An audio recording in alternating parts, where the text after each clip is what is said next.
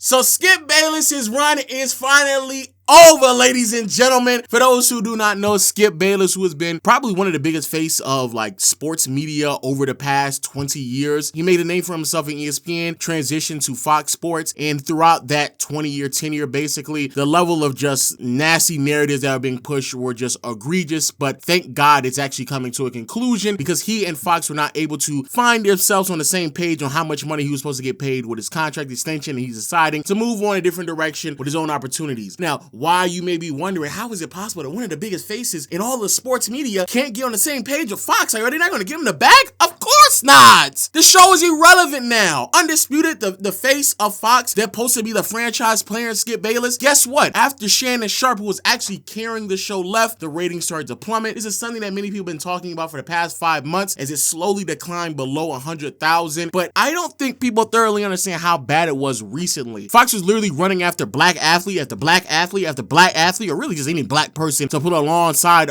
Skip Bayless. Actually, I think Drewski was on there one episode. Really, really desperate. And for those of you who don't know how bad it is, you can clearly see here a couple of spikes here and there, and these are all like around the NFL playoffs, but it slowly started to climb below 100,000. And there is actually a day, like a month ago, June 12th, where the audience was 35,000. 35,000. Again, be very mindful, like, bro, back in 2023, this was consistently over 100,000. Really consistently over 100,000. We're talking about losing a third of your audience, if not more, within a year's time. Wowzers. Now, for those who are trying to figure out what he's going to do, don't you dare worry, Skip Bayless. He has his own show on YouTube, so thank goodness we're going to get more of that. This is the Skip Bayless Show, episode 123, because there's only 123. I'm talking about the one and only, the original Michael Jeffrey Jordan.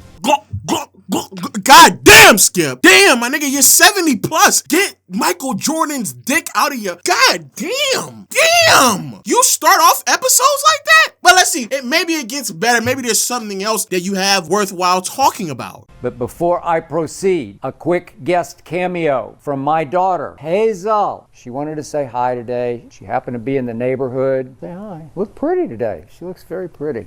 Thank you, Hazel. This nigga is boring if there's not a black man beside him. I'm gonna just say it right now. Yo, Skip, you're boring if there's not a black man beside you to make you entertaining. I believe that to be the case. Undisputably, undeniably. You're not entertaining unless a black man is standing next to you. Maybe you get in your bag later on after you put down your dog. And by the way, just a quick aside before I proceed, because my memory got jogged by 1, 2, 3. The one and only. I just get so offended every time I see LeBron do the pregame powder toss. I was most offended watching the Olympics, the first 2 games. He does it at the Olympics. It just seems wrong. He stole it from the one and only 23. Nope.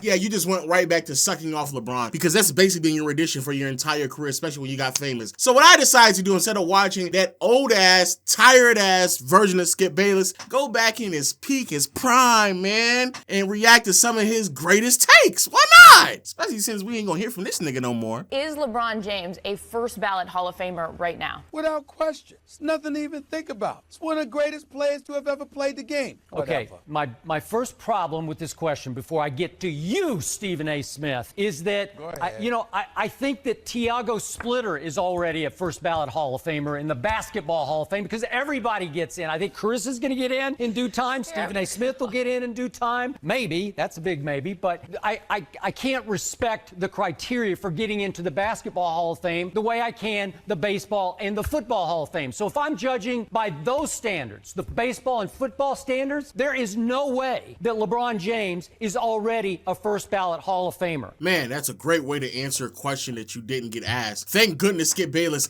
asked himself his own question instead of actually asking the question that was prompted to him just so he could then shit on LeBron. Man, Skip Bayless, I promise you, Skip Bayless, Hall of Fame goalpost mover. Oh my God, the moves that he had to just redirect and deflect the question into something else that he wanted to talk about is ridiculous. Mind you, bro, ESPN, they have like pre-show meetings where they just sit there and they talk about what they're about to discuss all throughout the show. For Skip Bayless to be like, Fuck that, bro. I just talk about whatever I want to talk about. It's crazy. He was a disaster in the fourth quarter of that game. A disaster. Okay, we're going to leave it right I watched it with these two lazy, repaired eyes. 27, 19, Oh, and 10. please. How was that awful? You know what happened in that fourth quarter. In what world? Saying that LeBron, by the time he got to Miami, wasn't a first ballot Hall of Famer is ridiculous, especially if you're trying to compare him to the standard of just a player who made the Hall of Fame. Again, it doesn't have to be as great as Michael Jordan. It doesn't have to be literally one of the greatest players of all time. It would be like top 10. But at that time, I don't even know when they recorded that or when that show's aired. Bro, at bare minimum, LeBron already had 2 MVPs. He already had made probably at least 2 finals appearances. At bare minimum. He didn't have to win a championship. Karl didn't win a championship. John Stockton didn't win a championship. Those players were in the Hall of Fame. To sit here and say at any point that LeBron was not a first ballot Hall of Famer by the time he got to Miami is dumb. It's just dumb. Dumbest thing I ever heard. But hey, man, it gets better. Nobody who could be in the MVP conversation can get away with just taking a back seat in the fourth quarter to the other guy on his team. The MVP of the Cavs is this guy. It's Kyrie Irving. I would hate to see what would happen to LeBron without Kyrie right now because they might be closer to that team you were describing when Kyrie was there. I'm sorry. Oh my God. Jesus Christ. A MVP caliber player can't take a back seat to somebody else on their team. But Shaq did that. Kareem did that with Magic Johnson and James Worthy as well. And he won an MVP. Like there's several players. Giannis had took a back seat to several players alongside LeBron, in particular Chris Middleton, down the stretch of games. And he won 2 MVPs. Jokic sometimes take a back seat to Jamal Murray. He has 3 MVPs. Like this idea that you can't take a back seat to another player on your team who may just be a better shot creator than you, especially if you need a 3-pointer. Like, what are you even discussing? That's dumb. Dumb as hell. As a sidebar, there are plenty of games in Michael Jordan's career where Scottie Pippen came through the clutch and bailed him out a little bit, but God forbid anybody talks about that. I'll be honest with you, a lot of you old heads, you all have gotten a lot of y'all takes from Skip Bayless, especially as I go back and I revisit some of his greatest highlights. Y'all got a lot of y'all takes off of a man who literally gaslit the entire NBA community for over 15 years. And y'all sound dumb as hell regurgitating the same thing that this man has been spewing for that long. You are children. Grown men who are children who get on their knees and just sit there, suck off Michael Jordan and disrespect any other player or era of basketball afterwards just so you can get on your knees for your daddy Michael Jordan, bro. Your daddy MJ. And then you let this man get on TV and push that propaganda literally for decades and decades at a time. Actually, let me say this real quick because I have to say this. For those of you who are wondering the reason why I've never reacted to a Skip Bayless take on this channel is because I decided to do the same thing that everybody else now is doing, which is ignoring this old ass. That's what I decided to do. Stop giving him any airtime. Stop paying attention to anything he says. I've been ignoring him. I blocked him on Twitter for like 4 or 5 years now because I don't want to hear dumbass rhetoric. Actually, it's been longer. It's probably been 6 years. I don't want to hear dumbass rhetoric, bro. I'm intelligent enough to think for myself and don't need some dumbass on TV telling me about basketball that I've actually seen. But you old heads will allow that man to exist in the space for as long as he did. Crazy. Y'all gonna sit here and tell us that we ain't watch basketball. Shut up, nigga. You ain't watch it either. Pick your 5. You ready? Go ahead. Okay, I told you, I only need really one player on my team, and that's Michael Jordan. So, voila, here's my team, and I'm going to have you read the names for me. Could you read my 4 teammates? Oh, my. Now, I will say this. Skip Bayless is a top tier troll. He's a top tier troll. This is a troll list. Also, a lot of meat riding with Michael Jordan, but a troll list nevertheless. Also, as a sidebar, this is nothing I don't understand. Skip Bayless, unapologetically got on his knees for Michael Jordan. He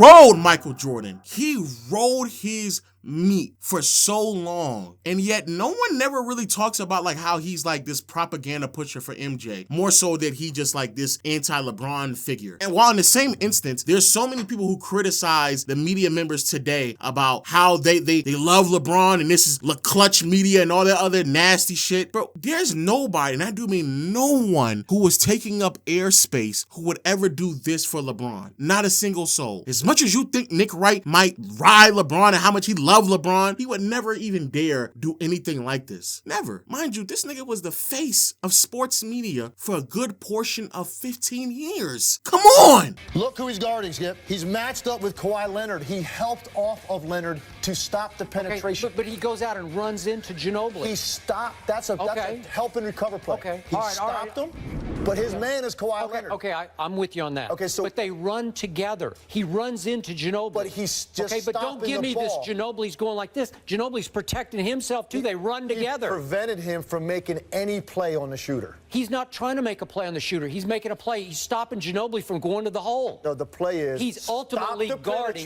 He has left his man. He is guarding. He's stopping the drive. I participated in this kind of defense for 10 years in the NBA. I've watched it for 30 years. Help and recover. He wasn't guarding Ginobili. He was stopping Ginobili. He was helping to he picks up the penetration and gets to the next part of it is. When he passes it, you recover to the shooter. Just to get a little backstory behind this clip, for like days after that game, for those who don't know, Skip Bayless is a Spurs fan, and he was going on this rant and tangent about how the referees hurt the Spurs because they made a bad call, and James Harden was guarding Manu Ginobili. He went on this tangent for like days at a time. Nobody challenged him. I don't know why, and it's crazy to me because you would think that a network that has every single clip at their disposal will be able to pull this up within instance. But Tim Legler had to join the show just to then show him like, hey yo, what you're saying is wrong. You're factually incorrect, and it's actually pretty damning how bad you are at this because it shows that you don't even know certain common defensive schemes. You just have no idea what you're talking about at all. I will never forget what number 2 did to me and my San Antonio Spurs. He quit on my Spurs 2 years ago and quit his way right out of San Antonio. But you know what? Maybe it's time to forgive, to let it go, to let it be. Maybe it's time to do what number 2's Uncle Dennis asked me to do at the Manny Pacquiao fight back in August in Las Vegas on behalf of number 2. Uncle Dennis said, why don't you call him by his given name? So you know what? It's time. Here I go. Kawhi Leonard.